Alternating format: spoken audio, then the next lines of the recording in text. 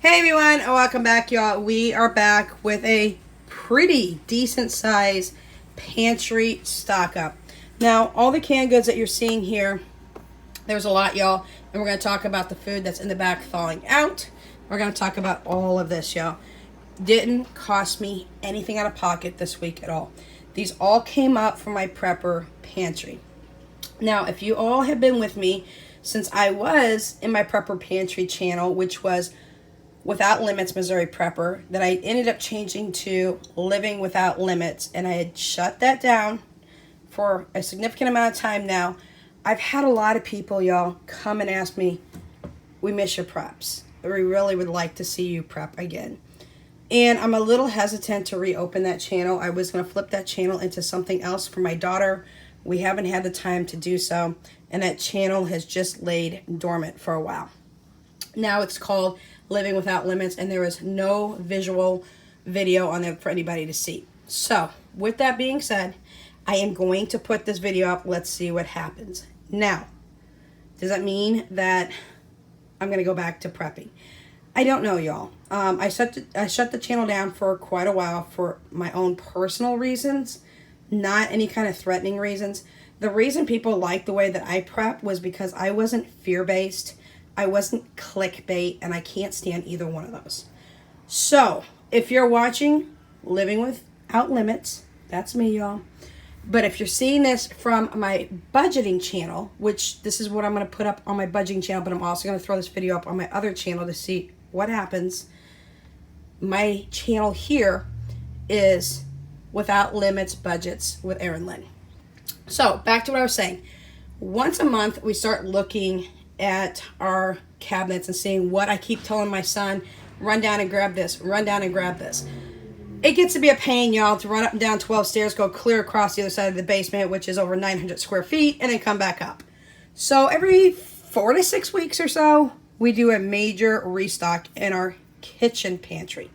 So we'll go down from our prep pantry, pull up what we need, bring it into our kitchen pantry.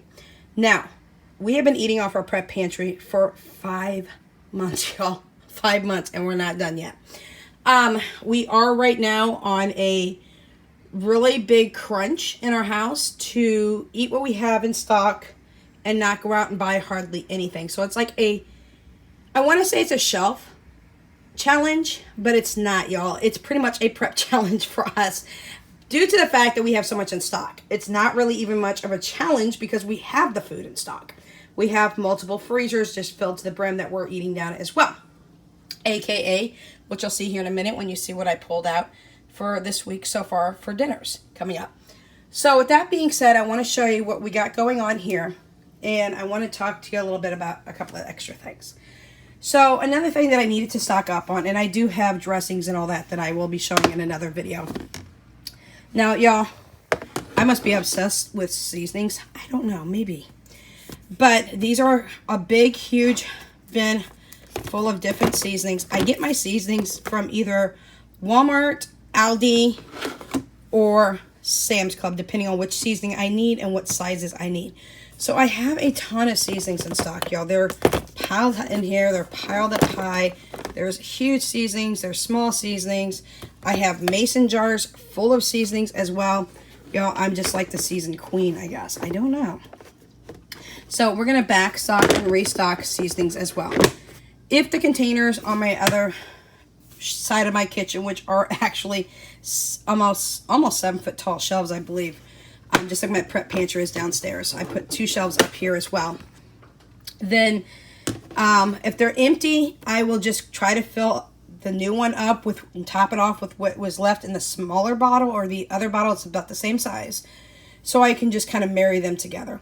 If it's full, I won't have to pull from these bins and they'll go downstairs. But, for example, I know that Thanksgiving and Christmas holidays are around the corner. A lot of people like to do pumpkin pie, things of that sort, y'all. We do pumpkin pie year round, but we don't wait till Thanksgiving or Christmas. We don't do a traditional holiday meal. We're doing pasta for both meals this year, for Christmas and for Thanksgiving ahead of time. But we eat pumpkin pie year round. I don't want to wait until Thanksgiving or Christmas to do pumpkin pie. Pumpkin pie spice. This is a huge container from Sam's Club. less than $6, $5.95. Okay, that was what the price was last year. Do not buy those itty bitty, tiny little, they so tiny, pumpkin pie spice at Walmart for $4.50. That's ridiculous. That is raking you through the coals. Now, I'd be curious to see what this is going to come in. Usually comes in November, and I buy multiple of these. So I probably have 4 or 5 in one of these containers of pumpkin spice, just that alone. So make sure you're stocking up on seasonal spices, and you can have pumpkin pie all year round if you want. In fact, we're going to make pumpkin pie tonight. I've got pumpkin pie can mix. I've got my pumpkin pie seasoning if needed. I have pie crust always in stock. Don't buy your pies. Make them so much cheaper. So these are 2, and he's not going to want to lay back in there, so I'm just going to let that be, of our backup seasonings that we use. Also, other backup seasonings that we use. This is a whole bin. So we're going to go through this bin. We're going to reorganize it. I'm going to put like items in Ziploc bags. That way I can just go and grab the bag and put it back over on my other shelf, which is loaded as well with seasonings and spices. So this is other ways that we do our seasonings and things, and slow cooker sauces and all of that. So we have a abundance of spices going all the way down, y'all, all the way down. So these are a couple extra things that we're going to restock in our kitchen pantry. Over here, we've got a mixture of everything from green beans to corn. We did not need to restock on carrots. We need to restock on peas. So I have 12 cans of green beans I brought up with my son, 12 cans of peas, 12 cans of corn. We do have some diced tomatoes up in here. We have plenty of tomato sauce that my son saw. We are just restocking a bunch of canned kidney beans. We got 12 kidney beans, 12 black beans. Didn't even bring up pinto beans yet, y'all. We're still working on it. We still have all of our dry goods, y'all, in the back here. These are double layer all the way down my cabinet, all the way down all our different products of dry goods. And my son and I are going to be making labels for all of these. We've got beans, we've got baking goods. I have baking goods over on the shelf next to me in the full bit. So we have a ton of dry goods in stock. Y'all, I don't want to brag, but I have over 300 pounds of white rice downstairs in food grade, safe, 5-gallon buckets. I've got black beans that are dry, red beans that are dry, pinto beans, flour, sugar, you name it, I've got it all. So with that being said, prepping really is something that does run in my blood. It's something I love to do. It can get really expensive, y'all. People think they can't prep because you only have a couple of bucks a week extra. Trust me. Take a couple of extra cans and put them in the back and forget about it. Act like it's not there. Next week, do the same. But only buy the things that you guys love and that you use and that you eat, either in recipes or, I've got soups over here. I make a lot of homemade soups, but I also got a lot of canned soups. My kids get sick. I just got sick recently, and we have family can size of chicken noodle running around here somewhere. So with that being said, I brought up some soups and some other things. The one thing I am lacking very significantly on, and I don't think I even have any in the house, but 1 can of pineapple is our canned fruit. That is something I do need to restock because we don't even have it in the prep pantry, but we never can seem to keep our hands on it. The kids just go through it like fire. So we restocked almost all of our dry goods there in the back. I have got probably close to 250 pounds of pasta in 5 or 6 different varieties. We got fettuccine, we've got spaghetti, we've got egg noodles, we've got macaroni noodles, we've got bow tie noodles. You name it, we got it as well. So we have a lot in stock, and we're going to use it. And like I said, it's a controversy. Don't eat down your prep pantry. Don't eat down your prep pantry. Y'all, we're eating it down so I can reset. You can always take a can of this and then go to the store next time and replace it and put it in the back of your prep pantry. But we just had way too much.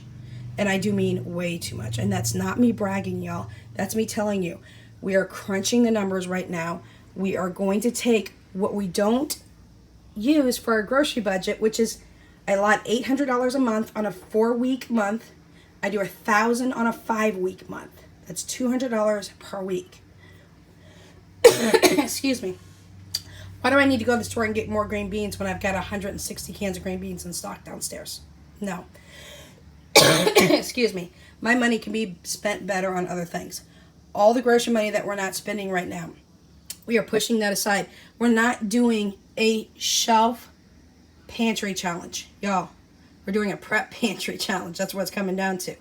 I want to wipe the shelves clean, basically, of everything we have, and then reset. So we're going to continue to eat off of it. For example, we've got 3 deep freezers. We had 4, but I gave one to my daughter because she needed a deep freezer. She lives in Oklahoma, and I had her boyfriend come get it. It was our 5 cubic foot. We still have 3 of the 7 cubic feet downstairs. All the way in the back here. It's starting to thaw out, y'all. This is a huge package of stew meat that I had gotten at Sam's Club, broke it down. I do put it in the freezer paper that you get at Walmart. Y'all, I love the Food Savers, but those bags, I don't care how many times you want to say they're cheap. They're not cheap, okay? I've been on Walmart. I've been on Amazon. I have seen them. I have a Food Saver system. But if you ever notice that when you go and you get a cow butchered or a pig butchered or a deer butchered, they use the butcher paper. Go to Walmart and get you a big old roll of the butcher paper for $7. Go buy the tape if you want to. Hell, use duct tape. I've used that too. Not gonna lie, I have, and I had. And do it that way. Your meat's not gonna be bad, I promise you. If you use Ziploc bags, don't use them for longer than a month. Your stuff will go bad. I have thrown out, I'm talking tens of pounds of meat because it had 0 taste. Because I use the Ziploc freezer bag. They're not made for long term. The freezer paper, over by where you get the tin foil, the saran wrap, all of that in the Walmart aisle, they are made for long term. So cut costs and get freezer paper. So there's some stew meat back here. There's about 3.5 pounds of stew meat. Nobody in the house, with the exception of me, likes beef stew. But Danya loves steak. So I use this as steak tidbits for her with a baked potato and some vegetable. Philip and Jesse don't like that. I could also do steak fajitas for her as well. Got a package of the ground beef here. This will be for some sloppy joes. It's only 1 pound. So this will make a really good 4, maybe 5. If you push it, maybe 6 sloppy joes, depending on how much meat you want to put on it. This is from Sam's Club. This is vacuum packed. It comes in a 3-pack. Absolutely love it. It already comes in vacuum sealing type material. Over here, I pulled a pack of chicken breasts out of our freezer. We have to work our freezers down as well. Chicken breast is going to go for multiple meals. And 1 chicken breast feeds about 2 of us in the house. So for a family of 4, which is what we are currently, you only need 2 chicken breasts. It's a huge breast. They're all huge. I bought this before the chicken started going wildly nuts on pricing. So those things are thawing out for dinners this week. And we have all this stuff to put away. We got the spices to do. We've got some pineapple juice for one of the recipes we're going to do. And let's talk a little bit about this because a lot of people don't know.